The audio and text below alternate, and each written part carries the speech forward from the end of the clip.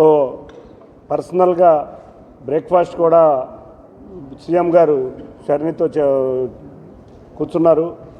ఆ సందర్భంగా రాష్ట్ర ప్రభుత్వం తరఫున 2.5 కోట్ల రూపాయలు, అంతేకాకుండా గ్రూప్ 1 ఉద్యోగం,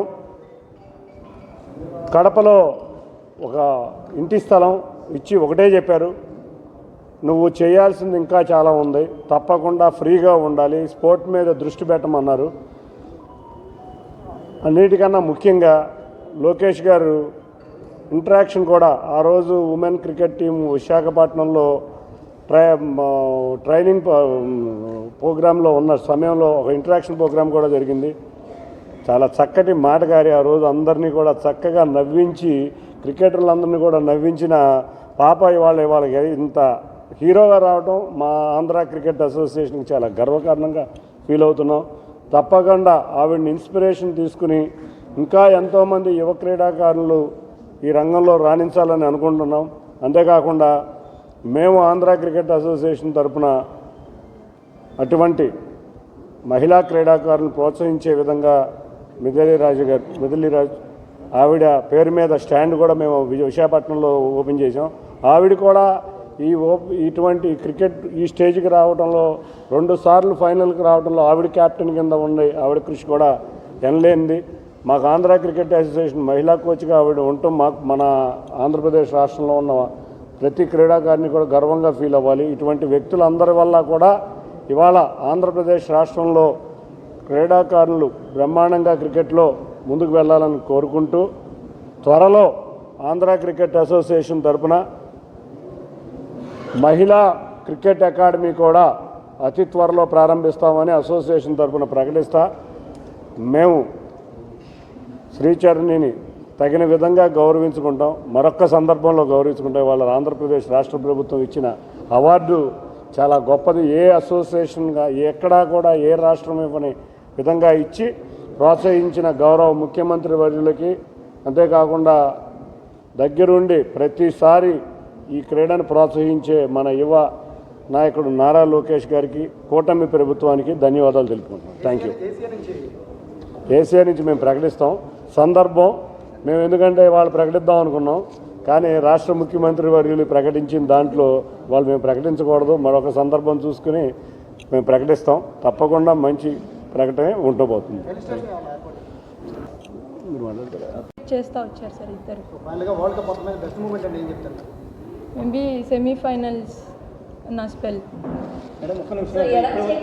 బాల్ అనేది చాలా గ్రేట్. ఇది మీకు అది ఎడమ చేతి వాడిని ఎలా వచ్చింది? నేను చిన్నప్పటి నుంచి లెఫ్ట్ హ్యాండర్. మేడం కొన్ని విషయం అంటే ఇప్పటి వరకు చూడని అప్రిషియేషన్ అప్లాజ్ వచ్చింది. నెక్స్ట్ కెరీర్ చాలా important.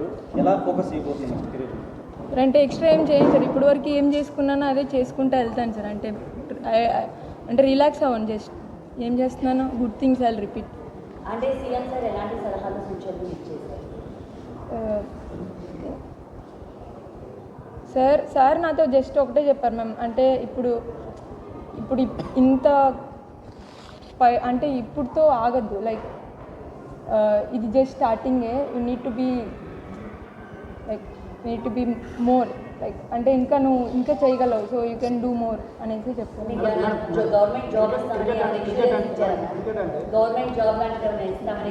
Yes sir, yes ma'am ఇచ్చారు. గ్రూప్ వన్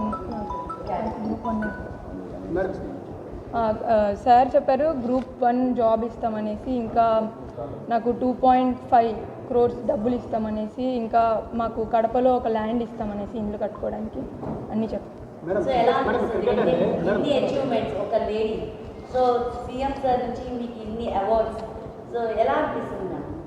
మ్యామ్ అంటే చాలా హ్యాపీగా ఉంది మ్యామ్. అంటే సార్ నన్ను ఎంకరేజ్ చేసే విధానం, ఇంకా అంటే సార్ నన్ను నమ్ముతున్నారు, I can do something more, not even this. So అంటే నేను ఆ నమ్మకాన్ని నిలబెట్టుకుంటాను. మేడం, క్రికెట్ అంటే ఓన్లీ మెన్స్ అనే పరిస్థితి నుంచి ఓన్లీ క్రికెట్ ఆడద్దు అని ఆడపిల్లల్ని ఆపేసే తల్లిదండ్రులకి సార్, అంటే ఇప్పటి వరకు ఐ డోంట్ ఫీల్ సార్ అలా ఉన్నారనేసి. ఇప్పటికే చాలా చేంజ్ అయిపోయింటారు సార్, ఎందుకంటే నేను చాలా విన్నా, అంటే నాకు కాల్స్ వస్తున్నాయి, ఎలా స్టార్ట్ చేయొచ్చు మేము కెరియర్ని, మా అమ్మాయికి అలా. So I don't think so there are people like this. ఈ క్రికెట్ జర్నీలో మీరు ఏమైనా స్ట్రగుల్స్ ఫేస్ చేశారా మ్యామ్? ఎలాగా వీటిని అన్నిటినీ దాటుకుంటా ఈ స్థాయికి వచ్చారు? అంటే నా క్రికెట్ జర్నీ కొంచెం స్మూత్గానే సాగింది. నేను ముందే చెప్పాను మీకు నాకు ఏసీఏ తోడుంది అనేసి.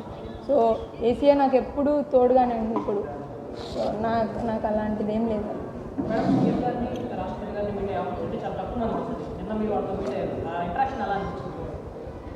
గుడ్ సార్, అంతే. లైక్ ఎవరైనా సరే సార్ మమ్మల్ని మోటివేట్ చేయడానికే చూస్తున్నారు. సో లైక్ వాళ్ళ దగ్గర నుంచి మేము చాలా కొత్త కొత్త విషయాలు నేర్చుకుంటున్నాం. So happy. So PM sir ఏమి సజెస్ట్ చేశారు? అంటే మేమే అడిగాం మ్యామ్ పిఎం సార్ని. సో అంటే మీరు ఎలా అంత యాక్టివ్గా ఉంటారు ఏంటి అనేసి. సో సార్ చెప్పారు లైక్ ఆయన ప్రెజెంట్లో ఉంటారు. So we also want to try that only.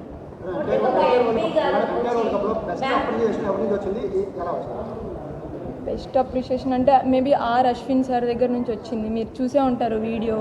Ashwin మెల్ల అక్కడికి వెళ్ళి పర్ఫామ్ చేయగలిగా. And Andhra people and fans అందరి ప్రేయర్స్ వల్లనే ఐ థింక్ మేము అది అచీవ్ చేయగలిగాం. సో అందరికీ థ్యాంక్ యూ సో మచ్. యాక్చువల్గా వెళ్ళేటప్పుడు ఒంటరిగా వెళ్ళారు, వచ్చేటప్పుడు కోట్ల అభిమానులు అంటే తీసుకొచ్చారు. అనుకున్నారా వరల్డ్ కప్ ఫైనల్కి వెళ్తాము గెలుస్తాము అందులో నా పాత్రకి వెళ్తున్నాము సార్? అంటే జస్ట్ నేను నా స్ట్రెంత్కి చేసినాను సార్, అంతే. నాకు ఏదొచ్చో అది చేసినాను అంతే. నేనేం ఎక్స్పెక్ట్ చేయలేదు రిటర్న్లో. అండ్ యాజ్ ఎ టీమ్ మేము ఎప్పుడు అనుకునే వాళ్ళం sir we want to play finals. So final ఒత్తిడి ఎలా ఉంది? మొత్తం టీం అంతా రిలాక్స్డ్గానే ఉన్నాం సార్. ఏం వి డిడ్ంట్ ఫీల్ ఎనీ ప్రెషర్. యాక్చువల్గా చాలా మారుమూల ప్రాంతం నుంచి మీరు ఇప్పుడు ఇంటర్నేషనల్ స్థాయికి ఎదిగారు. నిన్నటి వరకు కూడా అంటే ఈ వరల్డ్ కప్ ముందు వరకు కూడా శ్రీచారిని అంటే తక్కువ మంది, బట్ వాటిలో చాలా క్రికెటర్స్ అందరికీ కూడా మీ పేరు నోటెడ్. అంటే మీ ఎక్స్పెక్టేషన్కి అంటే ఇంత తక్కువ టైంలో ఇంత పైకి వెళ్తానని మీరు ఊహించారు? అంటే మీ వెనకాల సపోర్ట్ ఎలా ఉంది సార్? అంటే ఊహించడం అంటే అలా ఏం లేదు సార్. నేను చేసిన ఆ పని నేను చేసుకుంటూ వెళ్ళినా. నాతో పాటు ఏసీ ఉంది, నాకేమైనా నాకు సపోర్ట్ చేయడానికి. సో జస్ట్ మీ ఫ్యామిలీ నుంచి ఎలాంటి సపోర్ట్ వచ్చింది? నా ఫ్యామిలీ ఎప్పుడు నాతోనే ఉంది మ్యామ్. అంటే ఏది చేసినా ఇప్పుడు నేను క్రికెట్ ఆడుతున్నానంటే మా ఫ్యామిలీ సపోర్ట్ లేకుండా నేను ఆడను. సో వాళ్ళ సపోర్ట్తోనే ఆడాను. సో చిన్నప్పటి నుంచి మీకు ట్రైనర్ ఎవరు? అంటే ఈ క్రికెట్లో మీకు ఎవరు ట్రైనింగ్ ఇచ్చారు? ఎవరు ఇన్స్పిరేషన్గా తీసుకొని ఒక లేడీ క్రికెటర్గా మీరు మీ ప్రస్థానం స్టార్ట్ చేశారు? అంటే చిన్నప్పటి నుంచి మా మామకి క్రికెట్ అంటే ఇష్టం. సో ఆయనకి ఇష్టం కాబట్టి అంటే నాతో ఆడిపించేవాళ్ళు. సో నేను అలా గల్లీ క్రికెట్ ఆడుకుంటా అలా స్టార్ట్ అయ్యింది. అండ్ ట్రైనర్ విషయానికి వస్తే మన ఏసీఏలోనే అంటే నాకు బ్యాక్ ఇంజరీ అయినప్పుడు అలా అయినప్పుడు దినేష్ సార్ అనేసి ఒక ట్రైనర్ ఉండేవాడు. ఆయన హెల్ప్ చేసినారు నాకు చాలా. అంటే నా బ్యాక్ ఇంజరీ నుంచి రికవర్ అవ్వడానికి అన్నిటికీ.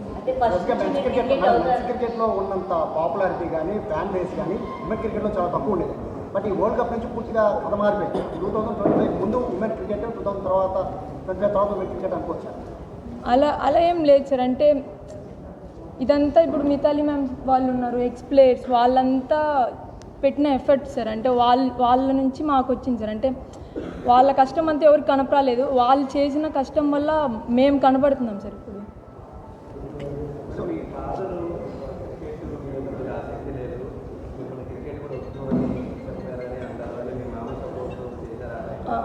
అలా ఏం లేదు సార్. అంటే మా డాడీకి టైం పట్టింది సార్ నేను క్రికెట్ ఆడడానికి యాక్సెప్ట్ చేయడానికి ఆ డెసిషన్ని. అంటే ఇది టీమ్ స్పోర్ట్. సో దాని ముందు నేను అథ్లెటిక్స్ చేసేదాన్ని. సో అందుకు మా డాడీకి టైం పట్టింది. అలా ఏం లేదు. మా డాడీ సపోర్ట్ అంతే సార్.